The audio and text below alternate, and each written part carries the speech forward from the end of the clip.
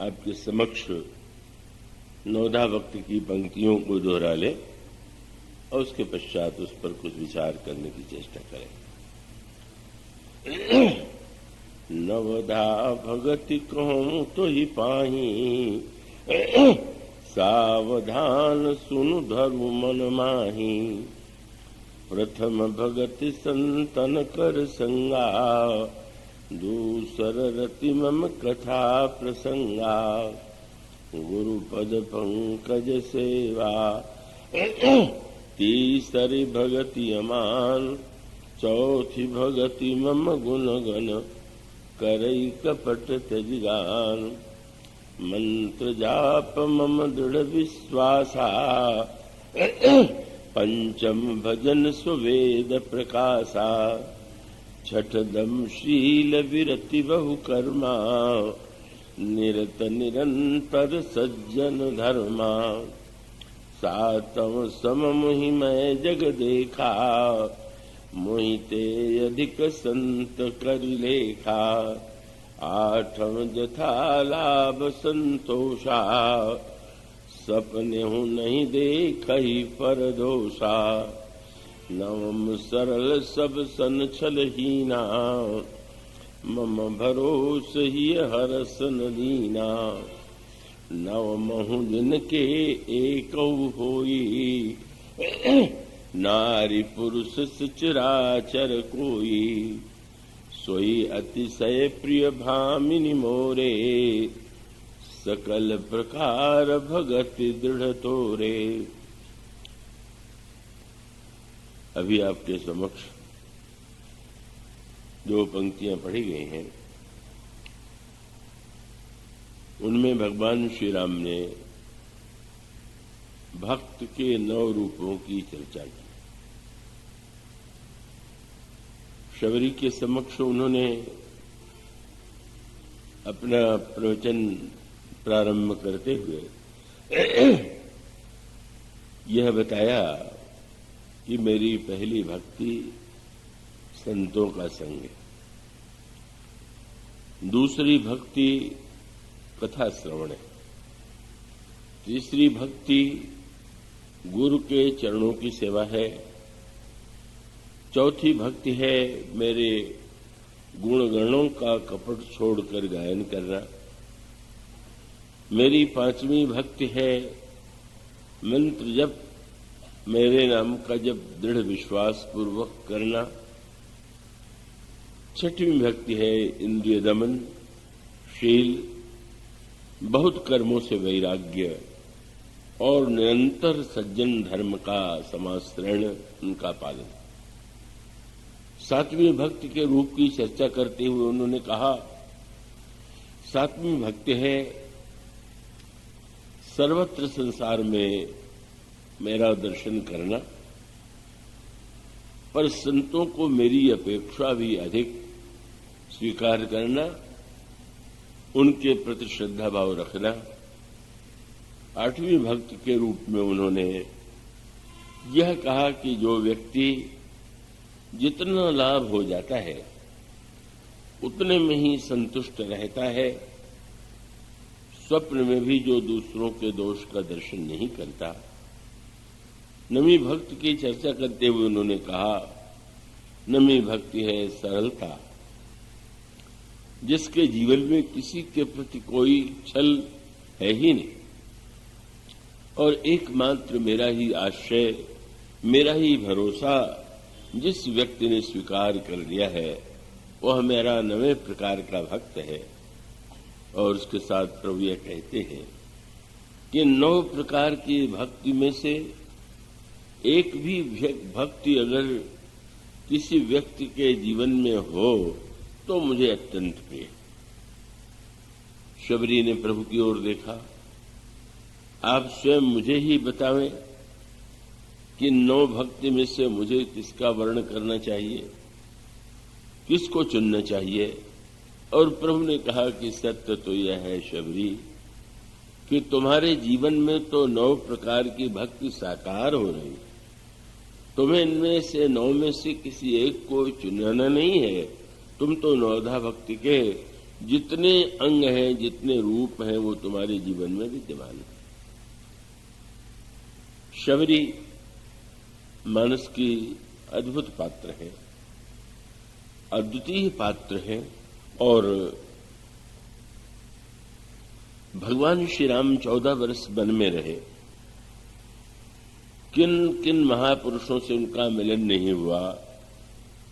महर्षि भरद्वाज, महर्षि वाल्मीकि, महान ऋषि अत्रि, अगस्त्य और अनेक अनेक ऐसे महापुरुष थे जिनका प्रभु ने दर्शन किया।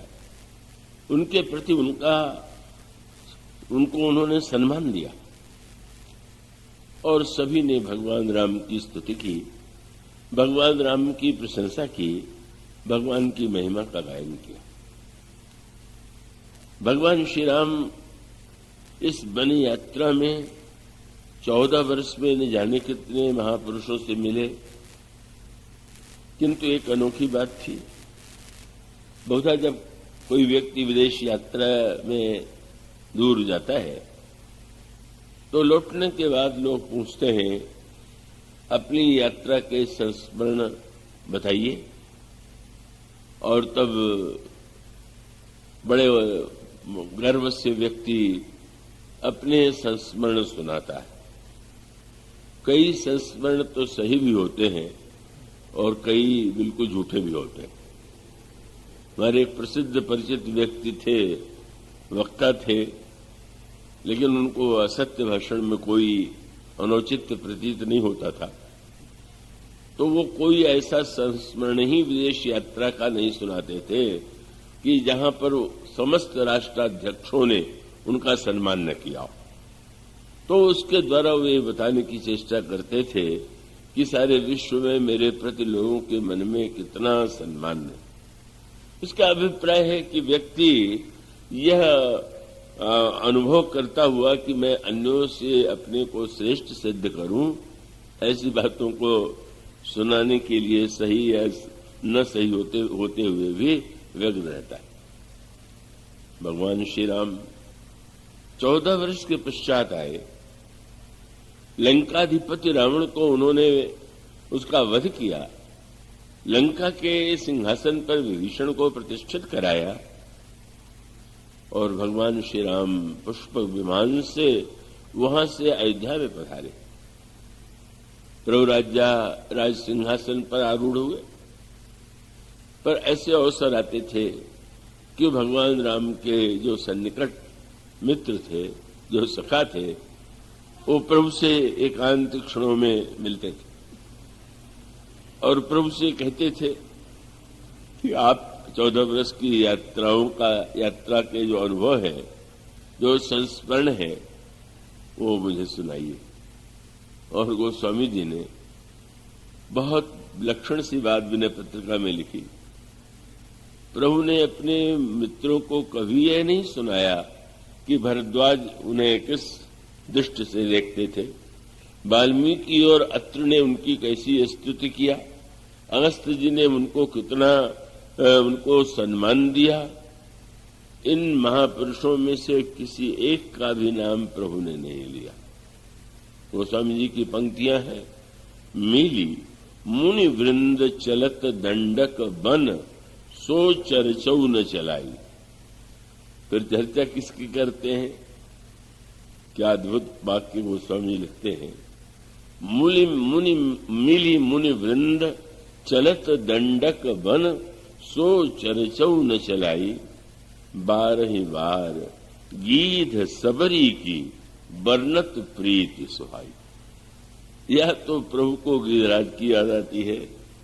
मित्रों से कहते हैं कि एक ऐसे अद्भुत गिरिराज मुझे मिले कि उनके समान महापुरुष, उनके समान समर्पित, उनके समान देहाभिमान से मुक्त कोई मैंने पाया नहीं। और भगवान दूसरा नाम लेते थे शबरी जी का, और वन में तो बस शबरी जी का दर्शन करके, उनसे वार्तालाप करके, उनके मीठे फलों का आस्वादन करके मुझे ऐसी अद्भुत अनुभूति हुई कि मैं उसे भूल नहीं पाता। मित्र दूसरे दिन भी पूछते हैं, पर बार बार वो उन्हीं पर लौट के आ जाते हैं। कोई व्यक्ति एक ही बात बार बार सुनावे तो लगता है कि क्या इसके पास सुनाने के लिए इतना ही है क्या?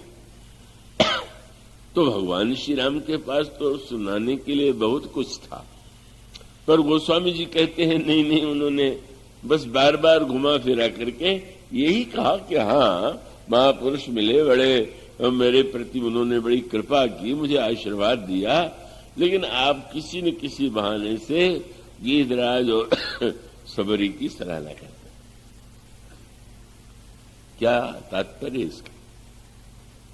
इन दिनों जब मैं कभी समाचार पत्रों में पढ़ता हूं, कुछ वक्तव्य पढ़ता हूं, और जब ये पढ़ता हूं या कि वो गोस्वामी जी तो बड़े नारी निंदक थे, शूद्रों के बड़े विरोधी थे, पत्रकार भी मुझसे मिलते रहते हैं, मुझसे भी पूछते हैं इस विषय में, इन नेता ने ये कहा है, आपके क्या विचार हैं? मैं पत्रकारों से बड़ा डरता हूं, और डरता इसलिए हूं कि वो मेरी बात को किस रूप में रख देंगे मैं दावे से कुछ नहीं कर सकता। और मुझे तो ऐसे अनुभव होते हैं कि मैं तो सोचता हूं कि पत्रकार लोग जब कभी वो पत्रकारों की गोष्ठी बड़े नगरों में की जाती है तो मैं बचने की चेष्टा करता हूं। अभी कानपुर में प्रवचन हुआ तो एक पत्रकार ने लिखा कि हनुमान जी के मेरे प्रवचन के रूप में कि हनुमान जी के हृदय में दम आ गया था, इसलिए इसको निकालने के लिए रावण ने काले नेमी को भेजा था। मैंने कहा जब ऐसे पत्रकार हों और वो ये कथा में सुन रहे हों, बड़ा कल्पना कीजिए, मुझे तो बहुत ही क्षोभ हुआ। उनके जो प्रधान स्वामी थे उनको मैंने किया और मैंने कहा ये तो बहुत बड़ा अनर्थ है। इसका अर्थ है कि वो बात जो जिस संदर्भ में कही जाए उसको यथार्थ तो ग्रहण करना चाहिए। मैंने ये बताया कि सचमुच कितनी समस्या आती है, पर प्रश्न तो किए जाते हैं। तो जब मैं कभी ये वक्तव्य सुनता हूं, पढ़ता हूं, लेख सामने आते हैं, और जब गोस्वामी जी की इन पंक्तियों को पढ़ता हूं तो मैं समझ ही नहीं पाता कि क्या इन पंक्तियों को पढ़ने के बाद भी कोई व्यक्ति ऐसा हो सकता है कि जो उन्हें नारी निंदक शूद्र विरोधी कह सकता है।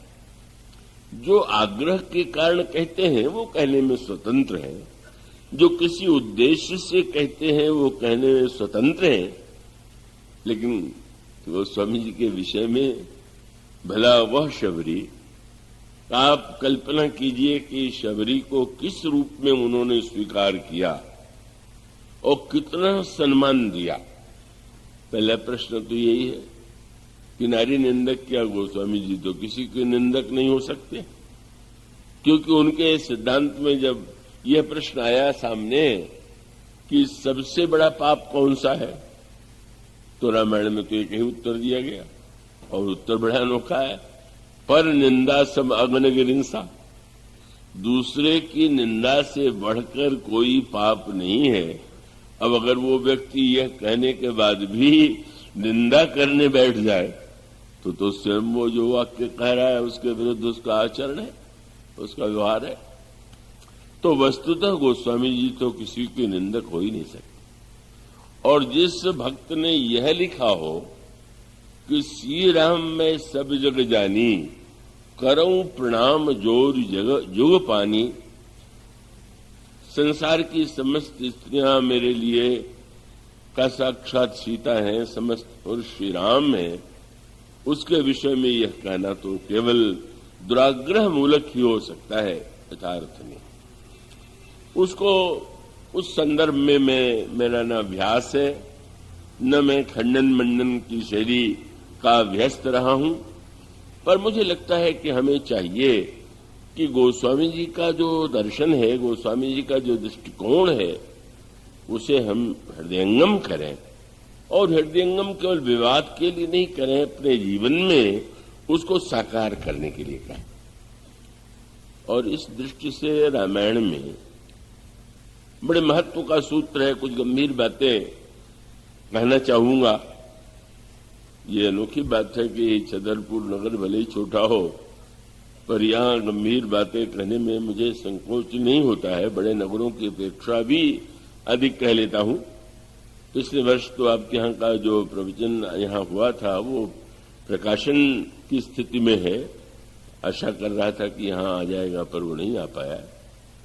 किंतु उसके लिए मैं आशा करता हूं कि आप पूरी एकाग्रता और तन्मयता से यही सिद्ध करेंगे कि मेरा आप पर जो विश्वास है वो बिल्कुल सही।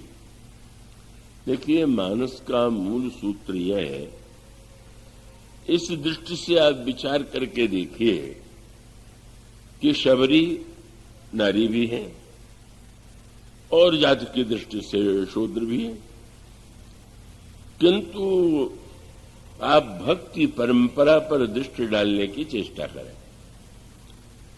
और भक्ति परंपरा में जो बड़ा गंभीर सूत्र है, और वो गंभीर सूत्र यह है कि उन्होंने यह कहा कि माया भी नारी है और भक्ति भी नारी है। अब उन शब्दों की गहराई पर आप दृष्टि डालिए।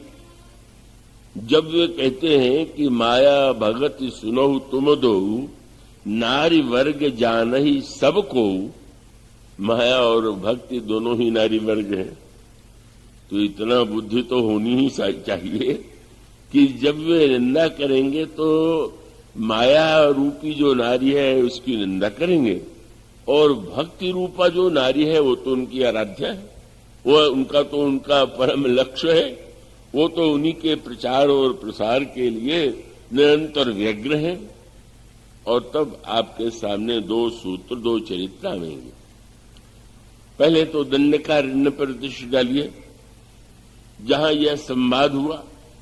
संवाद की पृष्ठभूमि क्या है? संवाद किस विशेष परिस्थिति में प्रस्तुत हुआ? बिजली वैसे से मत उठाओ भाई, बिजली क्यों?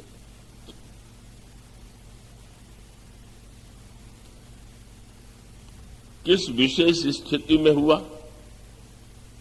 पहले तो आप दंडकारण्य पर दृष्टि डालें और दंडकारण्य में जो घटनाएं घटित हुई उसकी ओर ध्यान दें, और उस संदर्भ में इस प्रसंग की गहराई पर जब आप दृष्टि डालेंगे तो आपको आपके समक्ष रामचरितमानस का जो दर्शन है, गोस्वामी जी की जो मान्यता है, उसका बड़ा ही अद्भुत रूप आपके सामने आवेगा। गोस्वामी जी ये जो वन शब्द है उनके लिए बड़ा सांकेतिक शब्द है, और वो वन को कई भिन्न भिन्न रूपों में प्रस्तुत करते हैं। भगवान राम के चरित्र में भी वन का बड़ा महत्व है, और भगवान कृष्ण के चरित्र में भी वन का बड़ा महत्व है।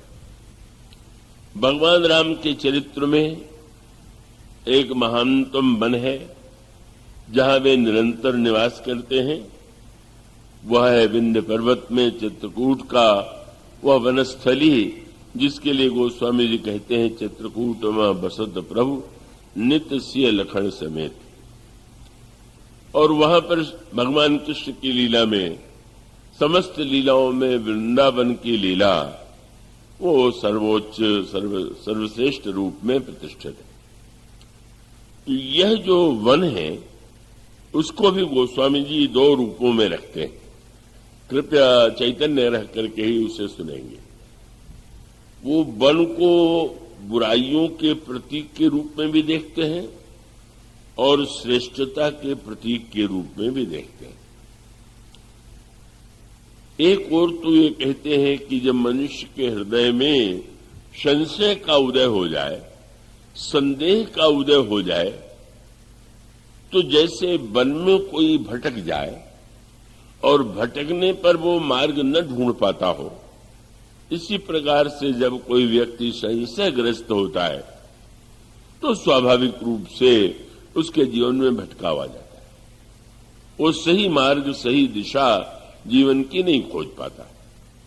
इसी तरह उन्होंने कहा कि जब किसी के जीवन में मद आ जाता है तब भी मद भी एक प्रकार का बल है।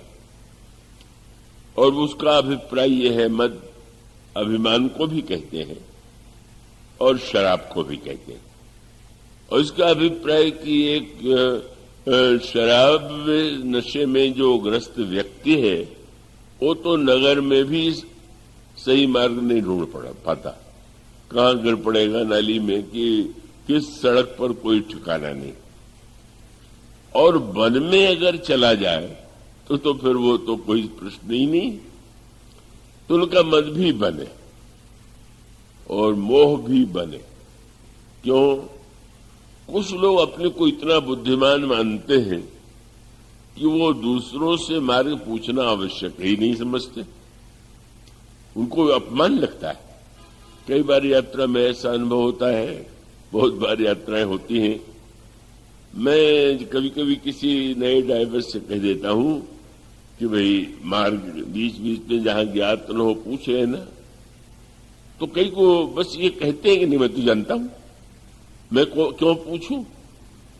और वो उनको लगता है कि ये बार बार पूछना तो बड़ा भारी अपमान है। तो वो तो कभी कभी ऐसा भी हुआ कि अयोध्या के लिए मैं चला प्रयाग से और बीच में दो मार्ग मुड़े हुए थे। मैंने कहा भाई रात का समय है, पूछ लेना चाहिए। नहीं मैं कई बार गया हूं पता है। और मैं करीब आधी रात तो घूमते ही रह गया, क्योंकि वो व्यक्ति अपने अभिमान के कारण दूसरों से पूछने में अपने बुद्धिमत्ता की हानि समझता था। वो स्वामी जी ने कहा बन बहु विषम मोह मद माना।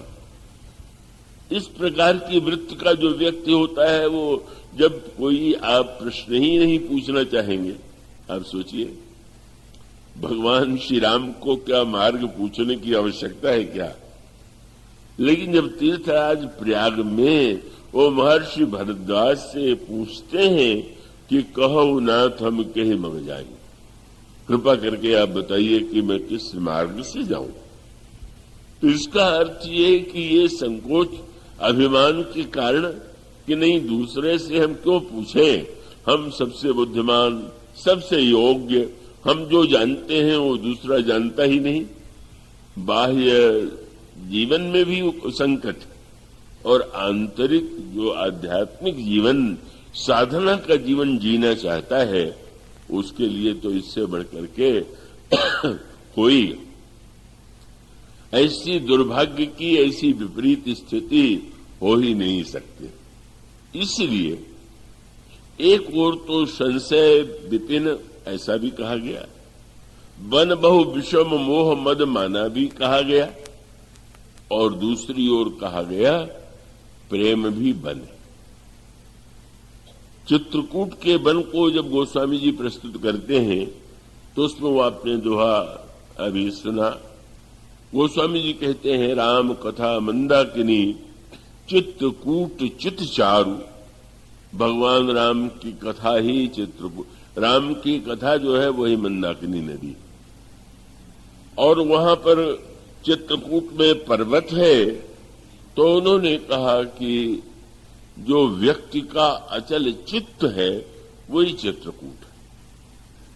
मुझे तो संस्मरण भूलता नहीं, मैं बहुत वर्षों से चित्रकूट जाने का सौभाग्य पाता रहा हूं और सदा बसता रहता था कि मेरे नाम से कोई परिचित मुझे जान न ले, तो अनावश्यक ही प्रवचन वहां नहीं करना था तो समस्या न आवे। तो उसमें एक सज्जन मुझे मिले, बहुत ही अल्प वित्त वाले थे। उन्होंने समझा कि ये कोई सेठ है, कुछ दानवान के स्वभाव से उनको लगा कि देता है तो शायद कुछ सेठ ही तो होगा। तो मुझसे वो कहते थे कि तुम जब इधर शरीर परिक्रमा में जाया करो तो मुझसे कथा सुना करो।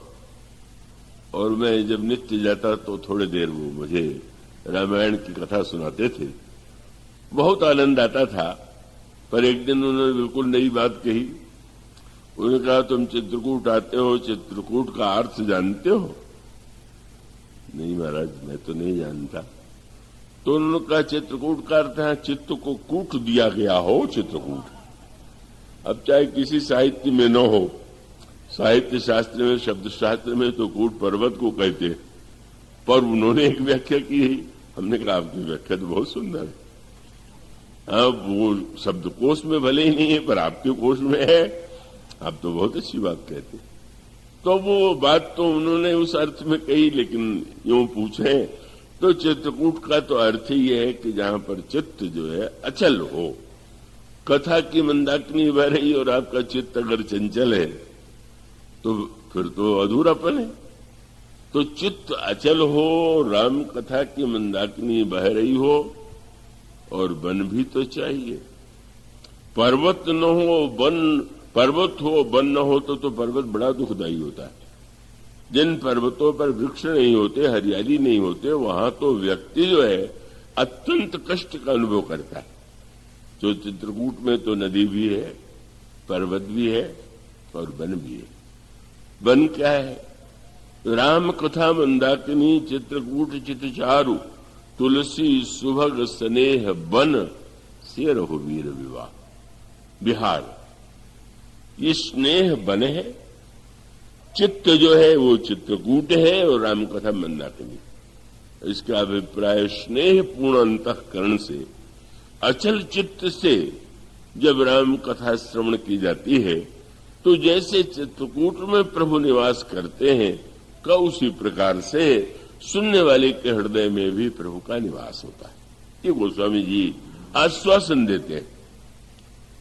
तो एक और मानो सूत्र यह है कि जब हमारे अंतःकरण में संशय, मोह, भ्रम, अभिमान होता है तो भी हम जीवन में भटक जाते हैं, और प्रेम के वन में भी भटक जाने की संभावना है।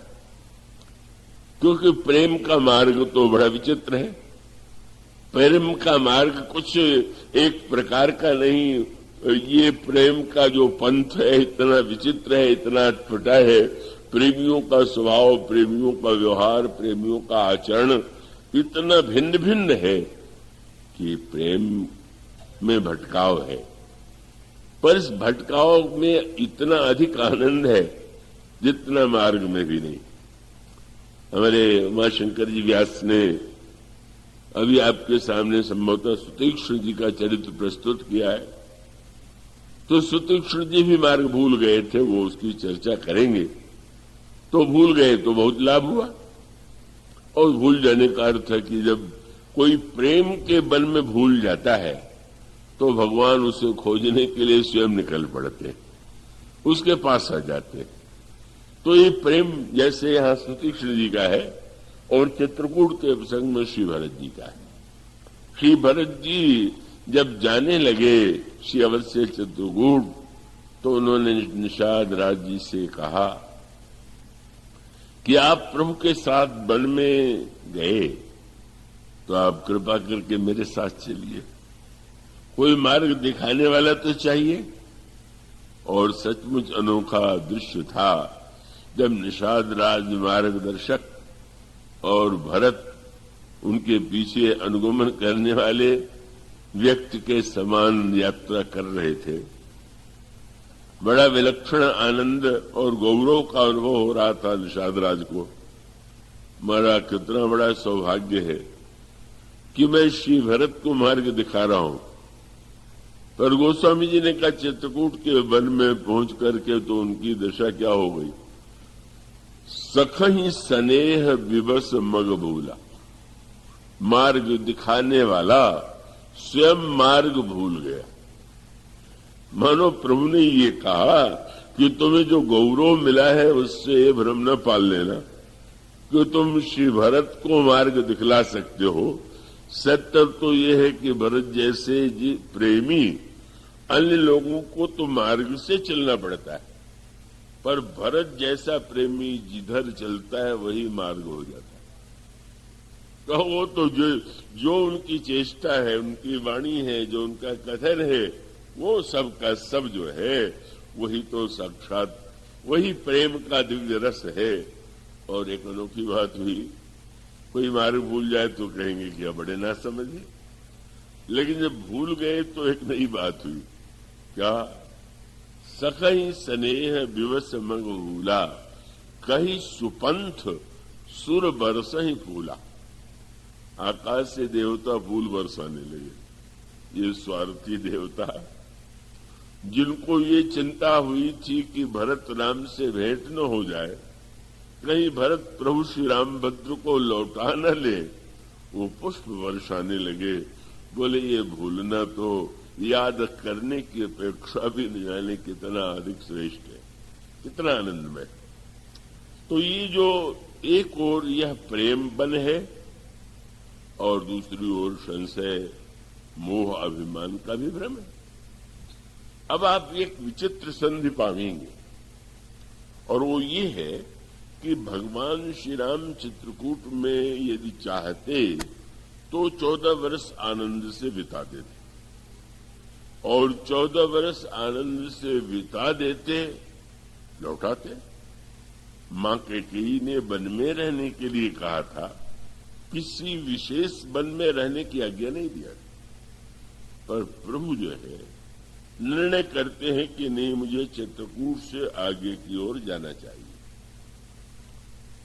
और उसी वन के बदलाव में, यात्रा में ही वो महाविपत्ति सांसारिक दृष्टि से, व्यवहारिक दृष्टि से प्रभु के सामने आई, जिसमें इतना संघर्ष, इतना युद्ध, इतनी क्या समस्याएं उत्पन्न हुई। किंतु प्रभु ने जानबूझ करके उस वन में प्रवेश किया और उसका उद्देश्य यह था कि प्रभु का जो अवतार हुआ है वो स्वयं अपने सुख के लिए तो नहीं हुआ।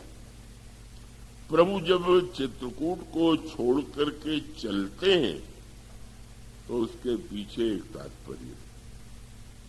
प्रभु यह जानते थे कि इस वन, यह जो देश के संदर्भ में और साधक के जीवन के संदर्भ में यह समस्या आती है कि वह सर्वदा प्रेम की स्थिति में ही तो नहीं होता। कभी कभी जीवन में ऐसी समस्याएं आती हैं का बुरे व्यक्तियों की बात तो जाने दीजिए, जब श्रेष्ठ साधक के जीवन में भी संदेह उत्पन्न होता है। अच्छे साधकों के जीवन में भी कभी मोह उत्पन्न हो जाता है और तब भगवान जानबूझ करके चित्रकूट के उस आनंदमय वन से निकल करके महर्षि अत्रि से आज्ञा लेते हैं, आयस होई जाऊं वन आना। अगर आपकी आज्ञा हो तो मैं अन्यत्र वन में प्रस्थान करूं। महर्षि अत्रि जानते थे प्रभु के चरित्र का अवतरण का उद्देश्य क्या है और बड़े हृदय, भरे हृदय से यद्यपि श्री राम से को विदा करना उन्हें अच्छा नहीं लग रहा था, उन्होंने यही कहा कि अविधि कहूं जाहू वन स्वामी, मैं कैसे आपसे कहूं कि आप जाइए। लेकिन वो जानते हैं कि प्रभु ने जो अवतार लिया है उस उद्देश्य की पूर्ति के लिए, उस उद्देश्य की पूर्ति के लिए उन्हें उस वन में प्रविष्ट होना ही होगा। और वो वन कितना भी दुखद क्यों न हो, जब तक प्रभु उस वन में प्रविष्ट नहीं होंगे तब तक तो संसार के मनुष्य जीव और इतना ही नहीं जो साधक हैं उनके जीवन में जो समस्याएं आती हैं, उन समस्याओं का स्वरूप क्या है और उसका समाधान क्या है वो नहीं मिलेगा। और तब यह चित्रकूट का जो वन है वह तो वन प्रेम का वन है, पर जिसे दंडकारण्य का वन कहते हैं, दंडकारण्य का यह वन जो है यह तो वस्तुतः संशय का वन है।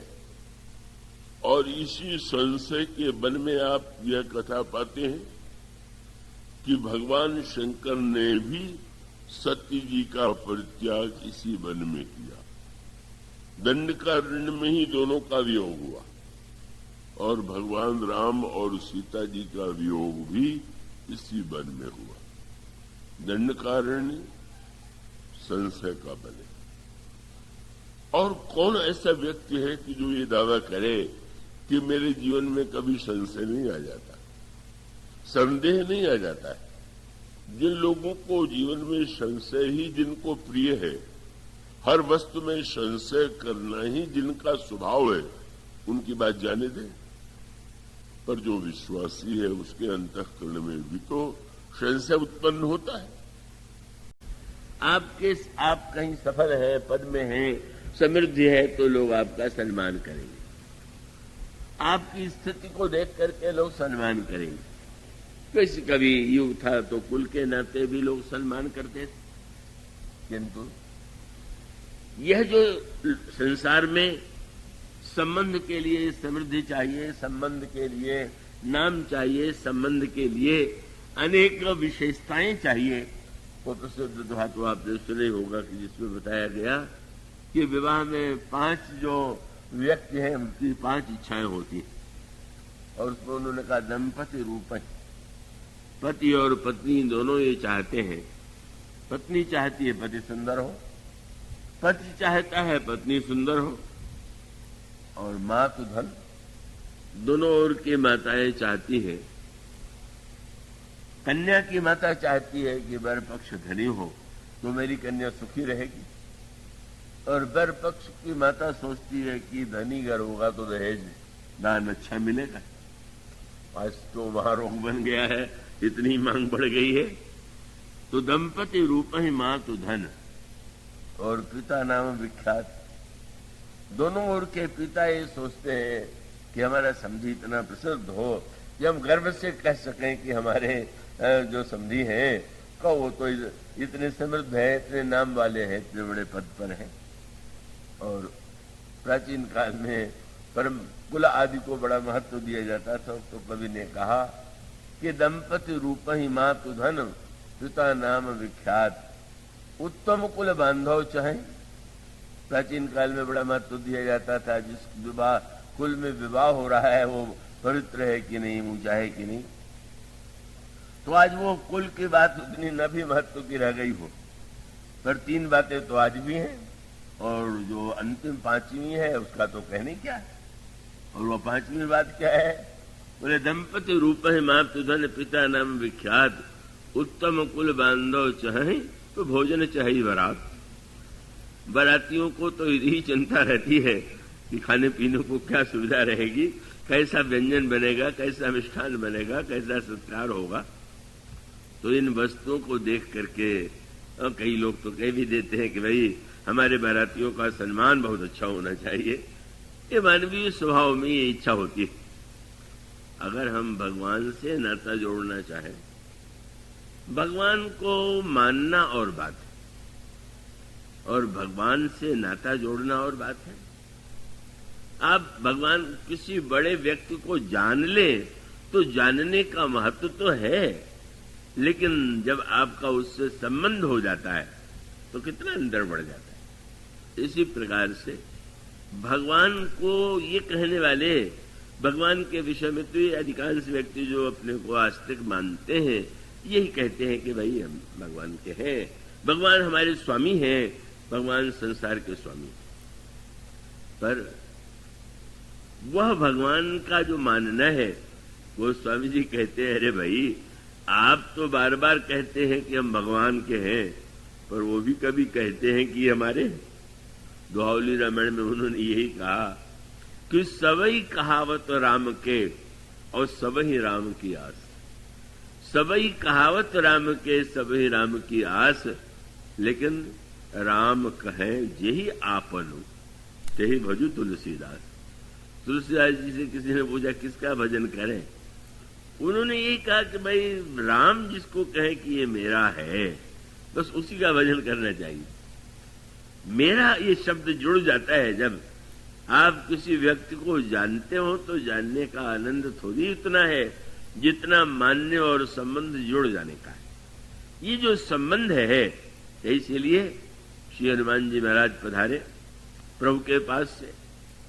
हनुमान जी के संदेश को सुन करके उनकी वाणी से भरत जी कि आंखों में अश्रु प्रवाह होने लगा, गदगद हो गए और यही कहा कि आपको हम क्या दें, यही संदेश सरिस जग माही कर विचार देखो कछु नाय।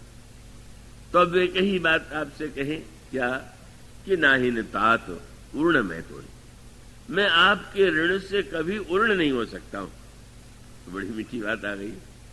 कोई ऋण ले ले तो चुकाने की चिंता करता है, लेकिन ऋण लेने वाला अगर ये समझ ले कि अब ऋण नहीं चुकावेंगे, चुकाने की स्थिति नहीं है, तो उसको यही लगता है कि और जितना लेते बने उतना ले लो, लौटाना है नहीं, दिवालिया बननी है, तो चलो अभी जितना लिया है थोड़ा और भी ले ले। हनुमान जी से भरत जी ने यही कहा, अब आपने इतना ऋण चढ़ा दिया कि मैं चुका तो पाऊंगा नहीं, तो थोड़ा और दे दीजिए। क्या? उन्होंने यही कहा कि नाहिन तात उर्ण में तो ही अब प्रभु चरित सुनाओ हो मुझे, कथा सुना करके और भी ऋण मुझे दे दीजिए। और हनुमान जी ने संक्षेप में कथा सुनाया। हनुमान जी को यह चिंता लगी हुई थी कि कथा सुनाते ही न रह जाए। वहां प्रभु बड़ी व्यग्रता से प्रतीक्षा कर रहे थे, क्योंकि आपने हनुमान जी को यह आदेश दिया था कि तुम भरत को मेरा समाचार देना और उसका समाचार लेके तुरंत मेरे पास आना। तो हनुमान जी तो व्यग्र थे, तो कभी सब उन्होंने उतना विस्तार न करके कथा सुनाया। देखा हनुमान जी ने भरत जी को कैसा लगा। हनुमान जी को लगा कि भरत जी महाराज उतने प्रसन्न, जितने आनंदित होना चाहिए उतना नहीं। तो पूछा, महाराज कोई मन में बात है क्या? तो उन्होंने कहा कि ये बताइए कि प्रभु कभी मेरे विषय में भी कुछ चर्चा करते थे? तो हनुमान जी ने कहा, महाराज आप कहते कभी? कहो ऐसा तो कोई दिन ही नहीं हमारे और स्मृति में है कि जब उन्होंने आपकी चर्चा न की हो। क्या कहते थे? कहते थे भरत के समान वैराग्यवान कोई नहीं, आज तक विश्व के इतिहास में कोई ऐसा वैरागी नहीं। एक दिन कहने लगे संसार में जितने पुण्यात्मा हैं, हुए हैं और होंगे, भरत उन सबसे आगे। कभी कह लेते थे कि भरत में तो शरणागति की जो दिव्य भावना है, वैसे ही शरणागति तो आज तक किसी के जीवन में है ही नहीं। हनुमान जी के इन वाक्यों को सुन करके, प्रशंसा सुन करके भरत जी को संतोष नहीं हुआ। उन्होंने कहा नहीं, एक बात बताइए। क्या? कहूं कभी कबहू कृपालु गोसाई सुमिरहि मोहि दास की नहीं। क्या कभी भरत प्रभु ने ये कहा कि भरत मेरा दास है? अगर ये कहा तो मैं धन्य हूं, और चाहे जितनी प्रशंसा करते हो प्रभु, मैं तो उससे अपने को, प्रभु की उदारता है, पर अपने को लज्जित ही अनुभव करता। तो प्रभु हनुमान मानो प्रभु जस राम कहे जी आपनो, प्रभु कह दे कि हाँ ये मेरा है। तुलसीदास जी ने विनय पत्रिका लिखी, रामायण लिखा। प्रभु ने पूछा क्या पुरस्कार दे, इतना बड़ा ग्रंथ तुमने मेरे विषय में लिख दिया, इतने साहित्य की रचना किया, क्या चाहते हो? आप जानते हैं उन्होंने क्या कहा? क्या? बोले बस एक बात। क्या? बोले बारक कहिए कृपालु तुलसीदास मेरो। तुलसी तो मेरा है, बस ये कह दीजिए और कुछ नहीं चाहिए। मानो ईश्वर से संबंध यही सबसे बड़ी साधना है। हम उससे केवल जाने नहीं, माने ही नहीं, उससे हमारा नाता जुड़ जाए और हम ही उससे अपना न कहें, वह भी हमें अपने संबंधी के रूप में स्वीकार कर ले, तभी तो धन्यता है।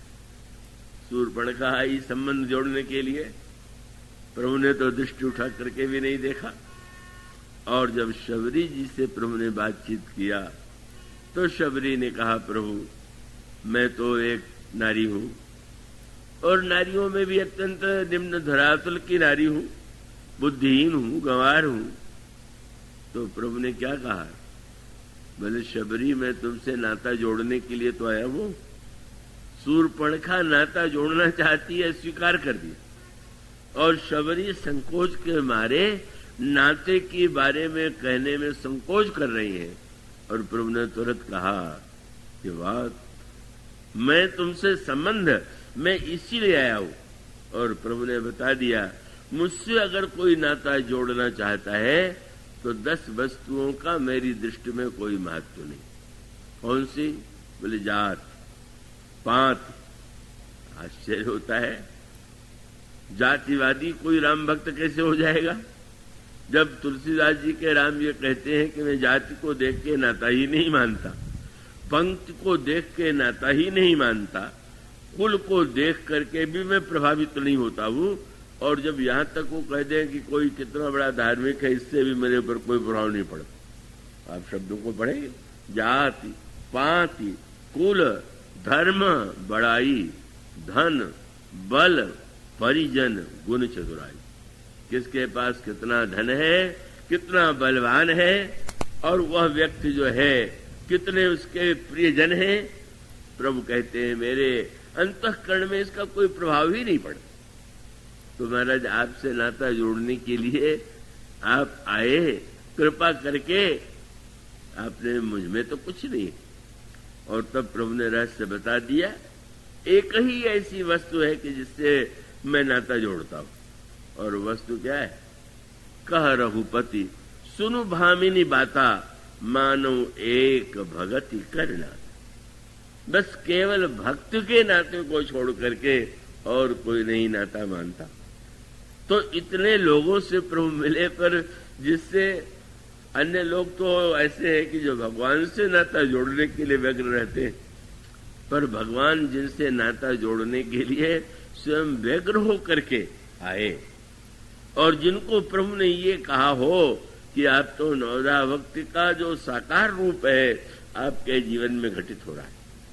भगवान राम तो शबरी जी की स्तुति करना चाहते थे, पर जानते थे मैं सीधे स्तुति करूंगा तो ये संकोच करेंगे। अब अगर स्तुति करना चाहते तो प्रभु को कहना पड़ता, सबरी जी आप तो बड़ी सत्संगी हैं, सबरी जी आप तो बहुत कथा के प्रेमी हैं, आप तो गुरु चरणों की बड़ी सेविका हैं। इसलिए प्रारंभ में तो प्रभु ने ऐसा लगा कि वो शबरी को उपदेश दे रहे, कहने लगे शबरी मैं नवधा भक्ति का तुम्हें उपदेश दे रहा हूं। और लगा कि कहने लगे सावधानी से सुनना, और उससे आगे कह दिया धरु मन माही। तो शबरी जी बड़े प्रसन्न हो गई, प्रभु मुझे नवधा भक्ति का उपदेश दे रहे हैं, नवधा भक्ति को धारण करने के लिए कह रहे हैं। तो सारा भाषण तो लगा कि उपदेश है, और अंत में एक ही वाक्य में उपदेश को स्तुति बना दिया। नवधा भक्ति सुनाने के बाद जब ये कह दिया कि 9 में से एक भी हो तो मुझे बड़ा प्रिय है, शबरी जी ने देखा मेरे लिए, तो एक वाक्य में कह दिया मैं तुम्हारे लिए थोड़ी कह रहा हूं, सकल प्रकार भगत दृढ़ तोरे, ये 9 भक्ति तुममें साकार हो रही है। बड़े वचन रचना में कुशल हैं, बिना संकोच में डाले ही एक वाक्य में जिन्होंने शबरी की स्तुति की हो, जिनके समक्ष प्रभु ने भक्ति का नाता जोड़ा हो, जिनके फलों को प्रभु कभी भूले नहीं हो, जिनके समक्ष प्रभु ने नवधा भक्ति का रहस्य प्रकट किया हो, और वन यात्रा से लौट करके भी जिन्हें वे कभी नहीं भूल पाए, वह शबरी क्या है, कितनी उनकी महिमा से आप समझ सकते हैं। तो आज बस शबरी की महिमा को लेकर के ही आप जाएं, आगे की नवधा भक्ति की चर्चा कल से प्रारंभ होगी। बोलिए सियावर।